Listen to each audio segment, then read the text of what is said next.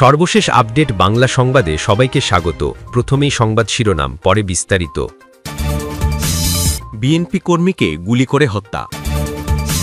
এদিকে নির্বাচন নিয়ে গভীর ষড়যন্ত্র হচ্ছে, সজাগ থাকুন মির্জা ফখরুল। আরও থাকছে, ভারতের অর্থায়নে আওয়ামী ছাত্রলীগ ঝটিকা মিছিল করছে, শিবির সভাপতি। এবং সর্বশেষ থাকছে, খুন করে আল্লাহর ভয় নামাজ পড়ে ক্ষমা চান হত্যাকারীরা।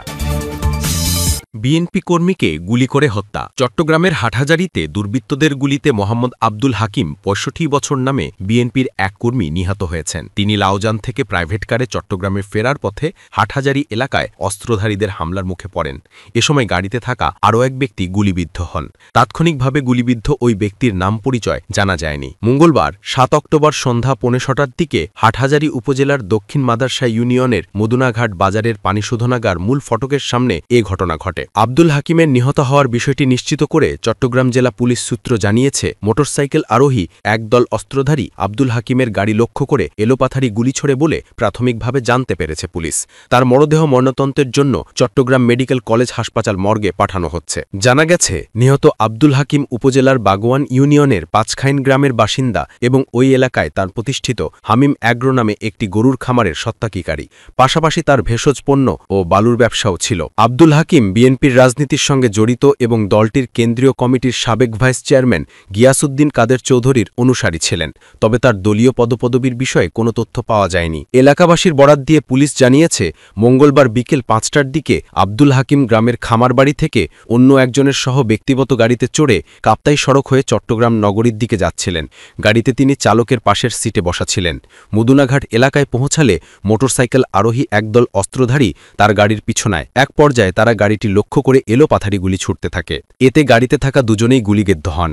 পরে স্থানীয়রা গুলিবিদ্ধ দুজনকে উদ্ধার করে নগরীর একটি বেসরকারি হাসপাতালে নিলে কর্তব্যরত চিকিৎসক আব্দুল হাকিমকে মৃত ঘোষণা করেন। ঘটনার সত্যতা নিশ্চিত করে চট্টগ্রাম জেলার অতিরিক্ত police super Hathazari circle Tarek Aziz Jago নিউজকে বলেন, হত্যাকাণ্ডের কারণ এখনও উদ্ঘাটন হয়নি, তবে আমাদের টিম মাঠে কাজ করছে। হামলাকারীদের ব্যাপারে জানতে চাইলে তিনি বলেন, একদল মোটরসাইকেল আরোহী দুর্বৃত্ত আব্দুল হাকিমের গাড়ি লক্ষ্য করে এলোপাথারি গুলি করেছে বলে জানিয়েছেন স্থানীয়রা। হামলাকারীদের গ্রেফতারে পুলিশ মাঠে কাজ করছে। জানতে চাইলে চট্টগ্রাম উত্তর জেলা যুবদলের সহসভাপতি সাবের সুলতান কাজল জাগো নিউজকে বলেন, গুলিতে আব্দুল হাকিম নিহত হয়েছেন। গুলিবিদ্ধ অপর ব্যক্তি নগরীর এভারকেয়ার হাসপাতালে চিকিৎসাধীন আছেন। এদিকে নির্বাচন নিয়ে গভীর ষড়যন্ত্র হচ্ছে, সজাগ থাকুন মির্জা ফখরুল। জাতীয় নির্বাচনকে ভিন্ন খাতে পরিচালিত করতে গভীর ষড়যন্ত্র চলছে বলে অভিযোগ করেছেন বিএনপি মহাসচিব মির্জা ফখরুল ইসলাম আলমগীর। মঙ্গলবার ৭ অক্টোবর রাজধানীর সোহরাওয়ার্দী উদ্যানে শিক্ষক কর্মচারী ঐক্যজোট আয়োজিত শিক্ষক সমাবেশে দেওয়া বক্তৃতায় তিনি এই অভিযোগ করেছেন। বৈষম্যহীন শিক্ষা ব্যবস্থা, অবসর বয়স ৬৫ বছর নির্ধারণ, নন এমপিও শিক্ষা প্রতিষ্ঠান এমপিওভুক্তকরণ ও শিক্ষক কর্মচারীদের চাকরি জাতীয়করণের দাবিতে এই সমাবেশ অনুষ্ঠিত হয়। শিক্ষকদের উদ্দেশ্যে মির্জা ফখরুল বলেন, আপনাদের আমি বলতে চাই, আসন্ন যে নির্বাচন আসছে সে নির্বাচনে আপনাদের একটা বিরাট ভূমিকা আছে। আপনারা প্রতিটি জায়গায় দায়িত্ব পালন করবেন। আজকে গভীর ষড়যন্ত্র শুরু হয়েছে যে সেই নির্বাচনকে ভিন্ন খাতে পরিচালিত করবার, কেউ যেন সেটাকে ভিন্ন খাতে পরিচালিত করতে না পারে তার দিকে আপনারা সজাগ সতর্ক দৃষ্টি রাখবেন। তিনি আরও বলেন, আমাদের লক্ষ্য একটাই, যে আমরা একটা শহীদ প্রেসিডেন্ট জিয়াউর রহমানের স্বপ্নের সেই সুখী সমৃদ্ধ বাংলাদেশ করতে চাই। শিক্ষকদের দাবি দেওয়া সবকিছু বিএনপির ৩১ দফার কর্মসূচিতে আছে বলে উল্লেখ করেন বিএনপি মহাসচিব। শিক্ষকদের প্রতি মির্জা ফখরুল আবেদন জানান, আমাদের জাতি হিসেবে আপনাদের কাছে একটা দাবি আছে। সেই দাবিটা হচ্ছে যে আপনারা আপনাদের ছাত্রদেরকে, ছাত্রীদেরকে, আমাদের সন্তানদেরকে এমন করে মানুষ করে গড়ে তুলবেন তারা সত্যিকার অর্থেই আদর্শ নাগরিক হতে পারে, নৈতিকতার মধ্যে থাকতে পারে এবং আমরা সবাই মিলে যেন একটা আধুনিক শিক্ষা ব্যবস্থা গড়ে তুলতে পারি।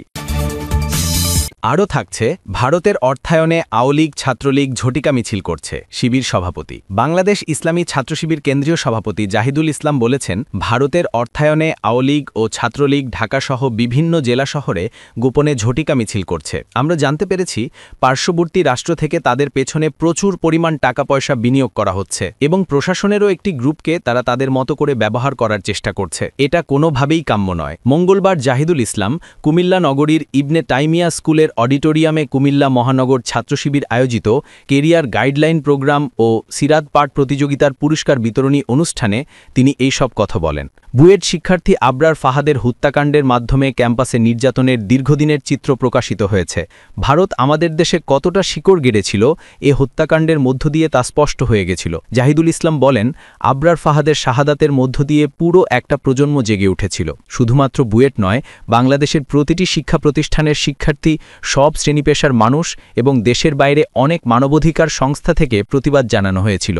আবরার ফাহাদ আমাদের মাঝ থেকে হারিয়ে যাননি। তার জীবনের যে ত্যাগ, সেটার মধ্য দিয়ে আমাদের প্রজন্মের চোখ খুলে দিয়েছেন। সে চেতনাবোধকে ভবিষ্যৎ প্রজন্ম ধারণ করবে। অদূর ভবিষ্যতে ক্যাম্পাসে এবং কোথাও কোনো ধরনের নিপীড়ন, আধিপত্যবাদ বিরাজ করা কোনোভাবেই সম্ভব হবে না বলে আমরা বিশ্বাস করি। তিনি বলেন, যারা জুলাই আগস্টে প্রায় 1500 শিক্ষার্থী এবং সাংবাদিক সহ বিভিন্ন শ্রেণীপেশার মানুষকে হত্যা করেছে, এই হত্যাকাণ্ডের পর তাদের এখন পর্যন্ত ন্যূনতম অনুশোচনা করতে আমরা দেখিনি। তাদের আবার বাংলাদেশে নতুন করে রাজনীতি করা এবং বিশৃঙ্খলা সৃষ্টি করতে দেওয়া হবে না। যারা জুলাই যোদ্ধা, আহত ও শহীদ পরিবার রয়েছেন, আমরা এ বিষয়ে সচেতন আছি। পাশাপাশি সরকারের প্রতি আমরা অনুরোধ করব, তারা তাদের আইন শৃঙ্খলা বাহিনী ও গোয়েন্দা নজরদারি আরও বেশি সচেতন ও তৎপর রাখবে, যেন তারা কোনো ধরনের বিশৃঙ্খলা তৈরি করতে না পারে। আশা করি এ বিষয়গুলো নিয়ে কঠোর পদক্ষেপ গ্রহণ করবে। শিবির সভাপতি বলেন, জুলাই আগস্ট আন্দোলনে যারা হত্যাযজ্ঞ চালিয়েছে, তাদের বিচার প্রক্রিয়া আরও দ্রুত গতিতে হওয়া দরকার ছিল।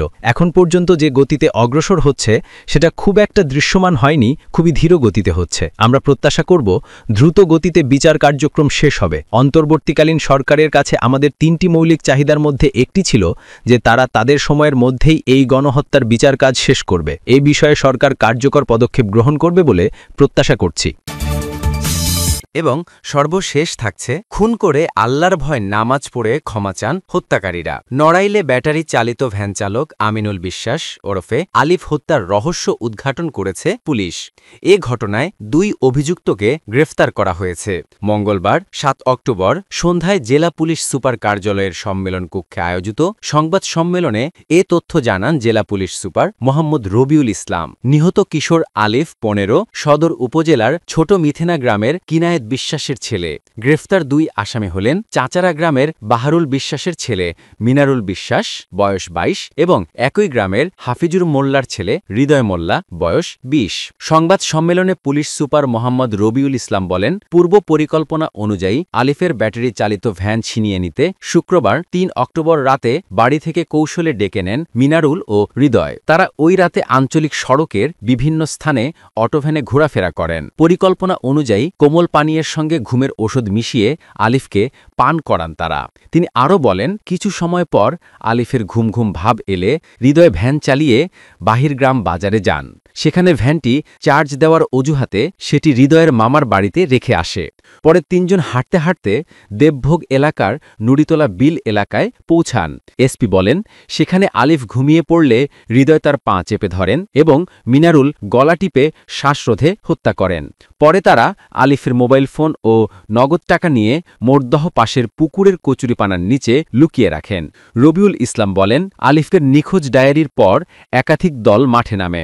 সন্দেহভাজন হিসেবে মিনারুলকে আটক করলে সে মরদেহের অবস্থান জানায়। তার দেওয়া তথ্যে বিকৃত ভ্যানের ব্যাটারি শহরের মুচির পোল এলাকা থেকে এবং ভ্যানটি হৃদয়ের মামার বাড়ি থেকে উদ্ধার করা হয়। তিনি বলেন, সোমবার 6 অক্টোবর দুপুরে গোপালগঞ্জের কাশিয়ানীপাড়া উপজেলার ভাটিয়াপাড়া বাস স্ট্যান্ড এলাকা থেকে হৃদয়কে গ্রেফতার করে নড়াইল গোয়েন্দা পুলিশ ডিবি। তার কাছ থেকে আলিফের অ্যান্ড্রয়েড মোবাইল ফোন উদ্ধার করা হয়। পুলিশ সুপার বলেন, মঙ্গলবার দুপুরে সিনিয়র জুডিশিয়াল ম্যাজিস্ট্রেট মোহাম্মদ মারুফ হাসানের আদালতে আলিফ হত্যা মামলায় অভিযুক্ত মিনারুল ও হৃদয় 164 ধারায় স্বীকারোক্তিমূলক জবানবন্দি দেন।